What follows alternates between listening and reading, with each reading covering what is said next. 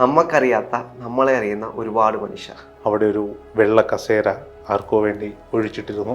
ഞാൻ എഴുതുന്ന പുസ്തകത്തിൻ്റെ കവർ പേജ് പ്രകാശനം നടത്തിവെച്ചു. ആ സംഘടിപ്പിച്ച് അതിൻ്റെ ഉത്തരവാദിത്തം എൻ്റെ കയ്യിൽ കിട്ടിയത് മുതൽ ആ പരിപാടി കഴിഞ്ഞ 6 മാസം വരെ അതിന് ടെൻഷൻ എന്നെ വിട്ടു മാറിയിരുന്നില്ല എന്നുള്ളതാണ്. അതിനേക്കാൾ ഉപരി തസ്മൈ ഗുരുജിയെക്കുറിച്ച് അദ്ദേഹത്തിൻ്റെ ഒരു ശിഷ്യൻ എഴുതിയൊരു പുസ്തകത്തിൻ്റെ പ്രകാശനം നമുക്കവിടെ നടത്താൻ സാധിച്ചു. എനിക്ക് തോന്നുന്നു ഉത്സവത്തിന് പോലും അവിടെ ഒരു 100-140 ചെയറാണ് അവർ അവിടെ ഇരിക്കാൻ വേണ്ടി ഇടുക. നമ്മളെ കണ്ട് 280 ചെയറുകൾ അവിടെ അറേഞ്ച് ചെയ്തു. ഇന്ന് രാവിലെ മുതൽ നമ്മൾ കേൾക്കുന്ന ഒരു ചോദ്യം പറയട്ടെ രാഹുലിനോട്. എറണാകുളത്ത് ആരംഭിച്ച സ്പിരിച്വൽ അവേഴ്സ് എന്ന ഈ പരിപാടി 14 ജില്ലകളിലൂടെ യാത്ര ചെയ്യണമെന്നാണ് ഞാൻ ആഗ്രഹിക്കുന്നത്. സ്പിരിച്വൽ അവേഴ്സ് 2025 രാഹുലെ ബാക്ക് മീഡിയ തുടങ്ങിയതിന് ശേഷമുള്ള ആദ്യത്തെ ഒരു ചെറിയ ഇവൻ്റ് ആയിരുന്നു. എങ്ങനെയുണ്ടായത് രാഹുലെ ഇവൻ്റ്? നമുക്ക് പറഞ്ഞറിയിക്കാൻ കഴിയില്ല. കാരണം ഞാൻ ഒരുപാട് പ്രോഗ്രാമുകൾ കോർഡിനേറ്റ് ചെയ്ത് പല പരിപാടികളും നമ്മൾ സ്വന്തമായിട്ടൊക്കെ നടത്തിയിട്ടുണ്ട്. പക്ഷെ അതിനെല്ലാം വിഭിന്നമായിട്ട് നമ്മൾ അവിടേക്ക് ചെല്ലുമ്പോൾ നമുക്കറിയത്തില്ല അവരെ, പക്ഷെ അവർക്കെല്ലാം നമ്മളെ അറിയാം. അതാണ് അതിൻ്റെ ഏറ്റവും വലിയൊരു പ്രത്യേകത. നമുക്കറിയാത്ത നമ്മളെ അറിയുന്ന ഒരുപാട് മനുഷ്യർ. രാഹുല് അവതാരകനായതിനു ശേഷം ആദ്യമായിട്ടാണ് അത്തരത്തിലൊരു പരിപാടിയിൽ പങ്കെടുക്കുന്നത്. രാഹുലിനെ കണ്ടിട്ട് ആളുകളൊക്കെ തിരിച്ചറിഞ്ഞോ? എൻ്റെ അടുത്ത് ഒരു അമ്മ വന്നിട്ട് പറഞ്ഞു, മോന് ഞങ്ങളെ അറിയത്തില്ലായിരിക്കും, പക്ഷേ മോൻ്റെ വീഡിയോ ഒക്കെ ഞാൻ കാണാറുണ്ട്, നന്നാവുന്നുണ്ട്, കുഴപ്പമില്ല എന്നൊക്കെ പറഞ്ഞു. നമുക്ക് ഇരുന്നൊരു സന്തോഷമുണ്ട്. അതാണ് ഏറ്റവും വലിയൊരു കാര്യം. രാഹുലെ, ഈ പരിപാടിയിൽ പങ്കെടുത്ത ആദരണീയരായ ഗുരുക്കന്മാർക്കും അതിൽ പങ്കെടുത്ത സുഹൃത്തുക്കളായിട്ടുള്ള ബാക്ക് മീഡിയയുടെ പ്രേക്ഷകർക്കും അതിനുവേണ്ടി എത്താൻ കഴിഞ്ഞില്ലെങ്കിലും ആശംസകൾ അറിയിച്ചവർ ഒട്ടനവധി പേരുണ്ട്. എല്ലാവർക്കും അതിൻ്റെ ഒപ്പം പ്രവർത്തിച്ച ബാക്ക് മീഡിയയുടെ കോർഡിനേറ്റേഴ്സ്, അതുപോലെ ഈ തസ്മൈ മെഡിറ്റേഷനുമായി ബന്ധപ്പെട്ട അതിൻ്റെ കോർഡിനേറ്റേഴ്സ്, ഇതിനുവേണ്ടി സഹായിച്ച കോർഡിനേറ്റേഴ്സ്, അങ്ങനെ പേരെടുത്ത് ഞാൻ ആരുടെയും പേര് പറയാൻ ആഗ്രഹിക്കുന്നത് എല്ലാവർക്കും നന്ദി പറഞ്ഞുകൊണ്ട് ആരംഭിക്കാം. വളരെ പോസിറ്റീവായൊരു ദിവസമായിരുന്നു ഇന്നലെ എന്ന് പറയുന്നത്. നമ്മൾ ഇത്തരത്തിലൊരു പ്രോഗ്രാം, ഒരു മീറ്റപ്പ് നടത്തണം എന്ന് ആഗ്രഹിച്ചപ്പോൾ നമ്മൾ വിചാരിച്ചത് ഒരു 50-100 പേരെ വെച്ചുകൊണ്ട് ഒരു കുഞ്ഞു പരിപാടി എന്ന രീതിയിലാണ് നമ്മൾ പ്ലാൻ ചെയ്തത്. പക്ഷെ അത് വളർന്ന് വന്നപ്പോൾ നമുക്കൊരു 225-250 പേരിൽ ലിമിറ്റ് ചെയ്യേണ്ടി വന്നു. രജിസ്ട്രേഷൻ നമ്മൾ ക്ലോസ് ചെയ്യുന്ന ഒരു സാഹചര്യത്തിലേക്ക് പോയി. എത്രത്തോളം പേരാണ് ഇതിൽ പങ്കെടുക്കണമെന്ന് അറിയിച്ചുകൊണ്ട് കടന്നു വന്നത്. നമ്മൾ നേരത്തെയൊക്കെ വീഡിയോയിൽ ഇത് പറയുമ്പോൾ പലരും വിചാരിച്ചത് ഇവർ വെറുതെ പറയുകയാണ്. ഇപ്പം നമ്മുടെ കുറച്ച് സുഹൃത്തുക്കളൊക്കെ ഈ പരിപാടിയിൽ നമ്മൾ വിളിച്ചിട്ടും അറിഞ്ഞിട്ടൊക്കെ വന്നിരുന്നു. അവരെന്നോട് പറഞ്ഞു, രോഹിത് നീ ഈ പോസ്റ്റൊക്കെ ഇടുമ്പോൾ ഞങ്ങൾ വിചാരിച്ചത് കൂടി വന്നൊരു 50 പേരെ വെച്ചൊരു ചെറിയ പരിപാടി ആയിരിക്കും എന്നുള്ളതാണ്. അവർക്കൊക്കെ മനസ്സ് നിറഞ്ഞിട്ടാണ് ഇന്നലെ പോയത്. അതിനേക്കാൾ ഒരു 10 മണി എന്ന് പറഞ്ഞാൽ നമ്മൾ കൃത്യം 10 മണിക്ക് പരിപാടി ആരംഭിച്ചു. 4:45 നമ്മൾ പരിപാടി അവസാനിപ്പിച്ചു. അതൊരു ആളുകൾ ആരും 1 മണിക്ക് കൃത്യം നമ്മൾ ആഹാരം കഴിക്കാൻ നിർത്തി. 2 മണിക്ക് കൃത്യമായിട്ട് തുടങ്ങി. നമ്മൾ എന്തൊക്കെ പ്ലാൻ ചെയ്തോ 1 മിനിറ്റ്. നമ്മളിപ്പോൾ പല രാഷ്ട്രീയ പരിപാടികളും, കലാലയ രാഷ്ട്രീയത്തിലെ പരിപാടികൾ, അല്ലെങ്കിൽ കലാലയ ജീവിതത്തിലെ പരിപാടികൾ, മറ്റ് ചാനലുകളിൽ വർക്ക് ചെയ്ത സമയത്തൊക്കെ ഒരുപാട് പരിപാടികൾ ഞാൻ കോർഡിനേറ്റ് ചെയ്തിട്ടുണ്ട്. ഒരുപാട് പരിപാടികൾ സംഘടിപ്പിച്ചിട്ടുണ്ട്. വലിയ ഇവൻ്റ് തന്നെ കൊച്ചിയിൽ ഞാൻ നടത്തിയിട്ടുണ്ട്. പക്ഷെ അന്നൊന്നും ഈ ഒരു കൃത്യസമയനിഷ്ഠ നമുക്ക് പാലിക്കാൻ സാധിച്ചിട്ടില്ല. ഒരു നിബന്ധനകളോ ഒന്നും വേണ്ടി വരാതിരുന്ന അത്രത്തോളം സുഹൃത്തുക്കളായി സഹകരിച്ച ഒരു കൂട്ടം ആളുകൾ ആ നാട്ടിൽ കടവന്ത്ര NSS ദേവീ ക്ഷേത്രത്തിൽ നടന്ന പരിപാടിയിൽ ആ നാട്ടിലുള്ളവർക്ക് പോലും വന്നിരിക്കാൻ പറ്റുന്ന ചെയറുകളോ കാര്യങ്ങളോ ലഭിച്ചില്ല. കാരണം അത്രത്തോളം പ്രൗഢഗംഭീരമായ സ്രോതസ്സായിരുന്നു. ഒപ്പം തന്നെ ആ വേദിയിലേക്ക് കടന്നു വന്ന ചലച്ചിത്ര താരങ്ങളായ ലക്ഷ്മിപ്രിയ, ഊർമിള ഉണ്ണിച്ചേച്ചി, അതുപോലെ ശ്രീജിത്ത് നായർ, ഇവർക്കൊക്കെ നമ്മൾ നന്ദി പറയേണ്ടതുണ്ട്. കാരണം അവരവരുടെ സിനിമാ ജീവിതത്തിലെയും മറ്റ് തിരക്കുകൾക്കൊക്കെ ഇടയിൽ ഈ പരിപാടിയിൽ ഓടിയെത്തുക എന്ന് പറയുന്നത് വലിയ കാര്യം തന്നെയാണ്. മാത്രമല്ല അത് നമ്മളവിടെ ചെല്ലുമ്പോൾ, ഞാൻ രാവിലെ, നിങ്ങൾ ബാക്കിയുള്ളവരൊക്കെ രാത്രിയിൽ ജോലിയെല്ലാം കഴിഞ്ഞ് പോയിട്ട് നിങ്ങൾ എത്തുന്നതിന് മുമ്പിട്ട് ഞാൻ രാവിലെ വേദിയിലെത്തി. ഞാൻ എൻ്റെ അടുത്ത് താമസിക്കുന്നുണ്ട്. അപ്പോൾ ഞാൻ രാവിലെ കുളിച്ച് ക്ഷേത്രത്തിൽ പോകാൻ വേണ്ടി മുണ്ടൊക്കെ എടുത്ത് ഒരു ടീഷർട്ടൊക്കെ ഇട്ട് അവിടെ ചെല്ലുമ്പോൾ ഞാൻ നോക്കുമ്പോൾ 8 മണിക്ക് തന്നെ, എനിക്കൊന്ന് എന്നെക്കാട്ടി മുമ്പ് നമ്മുടെ ക്യാമറമാൻ രോഹിത് അവിടെ എത്തി. 8 മണിക്ക് തന്നെ ഓരോരുത്തരുടെ കുടുംബങ്ങളായി എത്തുകയാണ്. എന്നെ ഞെട്ടിച്ചുകൊണ്ട് കർണാടകയിൽ നിന്ന് പോലും ആളുകൾ എത്തിയിരുന്നു എന്ന് പറയുമ്പോഴാണ് ആ പരിപാടി അവരെങ്ങനെയാണ് എടുത്തത്. ഇത് ഒരു വലിയ ഉത്തരവാദിത്തമാണ്. ഇനിയുള്ള പരിപാടികളിൽ നോക്കൂ, കർണാടകയിൽ നിന്നൊക്കെ വാഹനം ഓടിച്ച് പരിപാടിക്ക് വന്നവരുണ്ട് എന്നുള്ളതാണ്. അവരെല്ലാവർക്കും അവരുടെ ഗുരുക്കന്മാരെ കാണുക.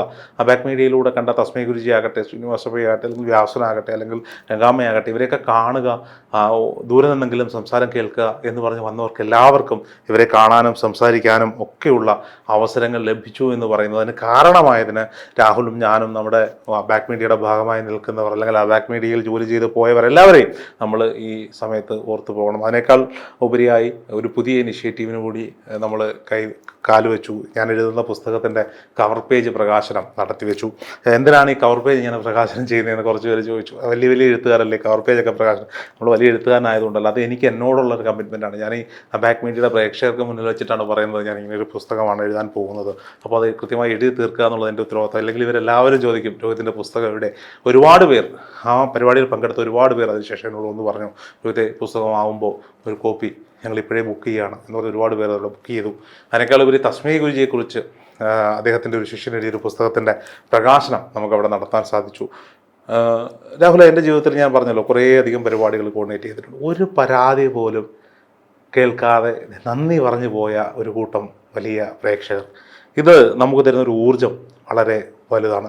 അവിടെ പ്രത്യേകിച്ച് എനിക്ക് ചെയ്യാനൊന്നും ഉണ്ടായിരുന്നില്ല. സീരിയസ്ലി അവിടെ നടക്കുന്ന കാര്യങ്ങൾ കൃത്യമായി കൊണ്ട് സാധാരണഗതിയിൽ ഒരു ഇവൻ്റൊക്കെ വരുമ്പോൾ നമ്മൾ ഭയങ്കര ടെൻഷനിലായിരിക്കും.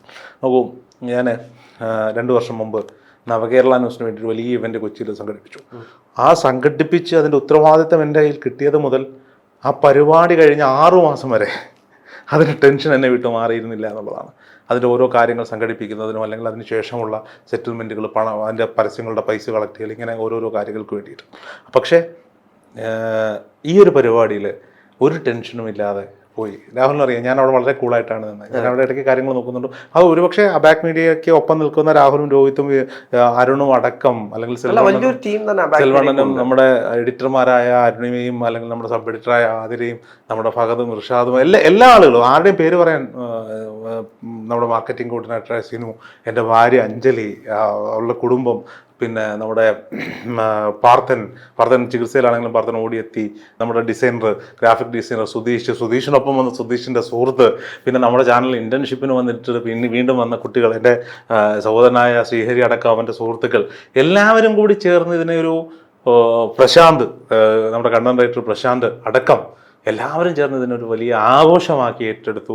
അവരുടെ ഉത്തരവാദിത്തങ്ങൾ, ഒപ്പം ഹരീഷ് ഏട്ടൻ്റെ ശബ്ദം തന്നവർ, നമുക്ക് ഇതിനു വേണ്ടിയിട്ടുള്ള മൂലധനം തന്ന് സഹായിച്ച അതിൻ്റെ പരസ്യക്കാരായിട്ടുള്ള ആംസ്റ്റർ ഗ്രൂപ്പ്, അതുപോലെ അജിനോറ ഗ്രൂപ്പ്, ഇവർക്കെല്ലാവർക്കും നമ്മൾ നന്ദി പറഞ്ഞ് തന്നെ മുന്നോട്ട് പോകണം. ഒപ്പം തന്നെ കടവന്ത്ര ദേവി ക്ഷേത്രത്തിൻ്റെ എനിക്ക് തോന്നുന്നു അങ്ങനെ ഒരു പരിപാടി, പണ്ടെന്തോ ഒരു കല്യാണം നടത്താൻ എന്തോ ആണ് ആ മണ്ഡപം വിട്ടുകൊടുത്തിട്ടുള്ളത്. നിങ്ങൾ ആവശ്യം പറഞ്ഞപ്പോൾ തന്നെ ആ ക്ഷേത്ര ഭരണസമിതി രോഹിതിന് അതിനെന്താ രോഹിത് ചെയ്യൂ എന്ന് പറഞ്ഞു. എനിക്ക് തോന്നുന്നു ഉത്സവത്തിന് പോലും അവിടെ ഒരു 100-140 ചെയറാണ് അവർ അവിടെ ഇരിക്കാൻ വേണ്ടി ഇടുക. നമ്മൾ ഏതാണ്ട് 280 ചെയറുകൾ അവിടെ അറേഞ്ച് ചെയ്തു. നമ്മുടെ ഏറ്റവും മുന്നിലുള്ള ഏറ്റവും വെല്ലുവിളി കാലാവസ്ഥയായിരുന്നു. അതിശക്തമായ ചൂടാണ്. എങ്ങനെയാണ് ഇത്രയും പേര് ആ ഒരു സദസ്സിൽ ഇരിക്കാൻ പറ്റുക എന്ന് വലിയ ചോദ്യം എല്ലാവരും ചോദിച്ചുകൊണ്ടിരുന്നു. അപ്പോൾ അതിൻ്റെ മനസ്സിലിങ്ങനെ കിടക്കുമ്പോൾ ഒരു 12:30 മണി സമയത്ത് ഞാൻ സംസാരിക്കുമ്പോൾ നല്ല ചൂടാണ് എന്ന് പറഞ്ഞപ്പോൾ അവിടെ ഇരുന്നവരെല്ലാം പറയും ഒരു ചൂടുമില്ല, പരിപാടി മുന്നോട്ട് പോകട്ടെ എന്നാണ് പറയുന്നത്. അവസാനം ഒരാൾ വന്ന് ചോദിച്ചാൽ എന്തിനാണ് നേരത്തെ നിർത്തിയേ? 4:45 നമ്മൾ അവസാനിപ്പിച്ചത്. കാരണം 5 മണിക്ക് ശേഷം എല്ലാവർക്കും ട്രെയിനുകളാണ് പല സ്ഥലങ്ങളിൽ നിന്ന് വന്നവർക്ക്. അതുകൊണ്ടാണ് അവർ പറയുന്നത് അവർ മറന്നു. തിരിച്ച് വീട്ടിലേക്ക് പോകുന്ന കാര്യങ്ങളൊക്കെ മറന്ന ആ പരിപാടിക്ക് സാക്ഷ്യം വഹിക്കാം. തസ്മൈ ഗുരുജി ആകട്ടെ, ശ്രീനിവാസ ഭൈ ആകട്ടെ, സാറാകട്ടെ, അല്ലെങ്കിൽ വ്യാസൻജി ആകട്ടെ, അതല്ലെങ്കിൽ ഗംഗാമയാവട്ടെ, ഇവരുടെയൊക്കെ സംസാരങ്ങൾ കേട്ടിരിക്കാൻ അവിടെ ആളുകൾ വലിയ തോതിൽ ഒഴുകിയെത്തി എന്നുള്ളതാണ്. ഇന്ന് രാവിലെ മുതൽ നമ്മൾ കേൾക്കുന്ന ഒരു ചോദ്യം പറയട്ടെ രാഹുലിനോട്, അടുത്ത പരിപാടി എവിടെയാണ് സംഘടിപ്പിക്കാൻ പോകുന്നത് എന്നാണ്. അത് കൃത്യമായിട്ട് ചോദിക്കുമല്ലോ, കാരണം ഇത്രയും നല്ലൊരു പരിപാടി. ഞാനത് വെറുതെ പറയുന്നതല്ല, വേണമെങ്കിൽ എൻ്റെ വാട്സപ്പിലെ സ്ക്രീൻഷോട്ടുകൾ ഞാൻ അയച്ചു തരാം. എനിക്ക് തോന്നുന്നു ഞാൻ ഓരോ ജില്ലകൾ ഓരോരുത്തർ സജസ്റ്റ് ചെയ്യുകയാണ്. അതിൽ ഏറ്റവും മനോഹരമായ ഒരു നിർദ്ദേശം ഞാൻ എടുക്കുകയാണ്.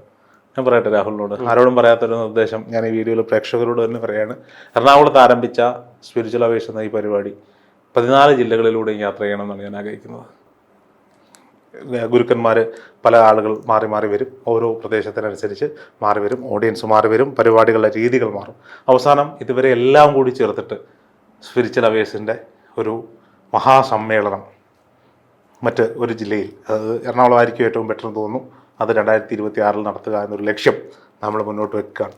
ഇപ്പോൾ ഇത് ഏപ്രിൽ മാസമാണ്.